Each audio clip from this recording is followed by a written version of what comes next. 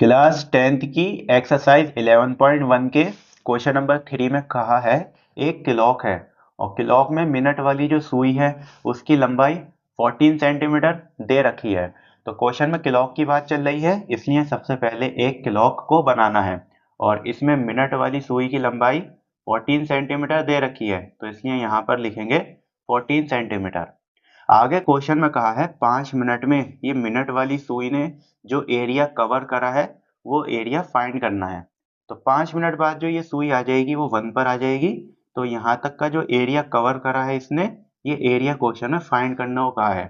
तो ये जो बन गया है ये सेक्टर ही बन गया है और क्वेश्चन में घुमा फिरा कर सेक्टर का ही एरिया पूछा है। और सेक्टर का एरिया मैंने बहुत अच्छे से बताया था कि सेक्टर का एरिया निकालने के लिए हमें दो चीजें चाहिए होती है, एक तो रेडियस और एक थीटा। अगर रेडियस और थीटा पता चल गया तो सेक्टर का एरिया पता चल जाएगा। तो यहाँ पर देखो ये सेक्टर है और सेक्टर में ये जो होती है ये रेडियस ही होती है। तो क्वेश्चन में रेडियस तो दे दी है 14 सेंटीमीटर, लेकिन एंगल कहीं पर भी लिख कर नहीं दिया है। तो जब एंगल नहीं दिया होता है तो एंगल को फाइंड करना होता है। तो यहाँ पर सबसे पहले एंगल को फाइंड करना सीखेंगे। तो यहाँ पर देखो एंगल कैसे निकालेंगे। एंगल निकालने के लिए थोड़ा तो दिमाग यहाँ पर लगाना पड़ेगा कि कैसे एंगल यहाँ पर सेक्टर के बीच का एंगल निकले। तो देखो ये जो पूरा गोल एंगल है ये, तो ये 360 का होता है। ये पूरा एंगल जो होता है 360 का होता है, ये कंप्लीट एंगल है। कंप्लीट एंगल 360 का होता है। तो ये पूरा एंगल तो 360 का होगा और ऐसे करके यहाँ पर कितने सेक्टर बन सकते हैं अगर बनाना चाहें। तो यहाँ पर 12 नंबर है, तो ऐसे करके 12 सेक्टर हम यहाँ पर बना सकते हैं। जैसे मैंने एक सेक्टर बनाया है ऐसे ही यहाँ पर 12 सेक्टर बन सकते हैं। 12 सेक्टर इसमें बन सकते हैं, इसलिए 12 से डिवाइड कर दो। तो जब 12 से डिवाइड करेंगे तो एक सेक्टर का एंगल आ जाएगा और एक सेक्टर का एंगल आ जाएगा 30 डिग्री का। तो ऐसे करके 360 को डिवाइड करके एंगल पता कर लेते हैं अगर एंगल नहीं दिया होता है।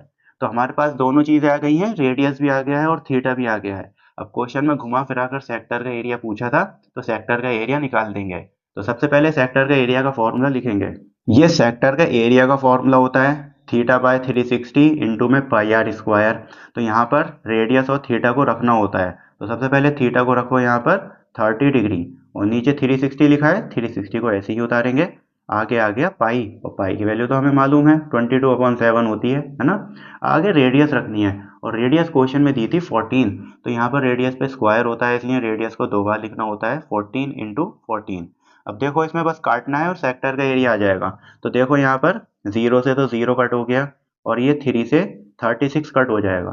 3 1 द 3, 3 1 द 3, 3 2 द 6। तो 3 से 36 कट हो गया और ये 7 से 14 कट हो गया, 7 2 द 14। और ये 2 से 12 कट हो जाएगा, 2 6 द 12। और मैंने ये भी देखा 2 से ये और ये भी कट हो रहा है, 2 3 द 6, 2 7 द 14।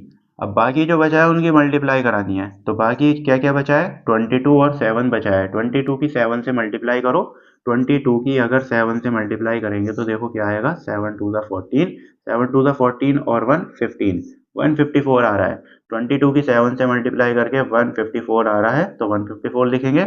और नीचे क्या लिखा है, नीचे क्या बचा है, 3 बचा है, तो नीचे 3 को लिखेंगे। ये जो आ गया है सेक्टर का एरिया आ गया है और आखिरी में सेंटीमीटर स्क्वायर लगा देंगे। तो इस तरीके से सेक्टर का एरिया निकालते हैं। अब क्वेश्चन नंबर 4 की बारी है। क्वेश्चन नंबर 4 को हम अगली वीडियो में करने वाले हैं। तो अगली वीडियो का लिंक इस वीडियो के डिस्क्रिप्शन में अवेलेबल है, तो वहां से जाकर आप क्वेश्चन नंबर 4 को देखिए। और चलो मिलते हैं अगली वीडियो में।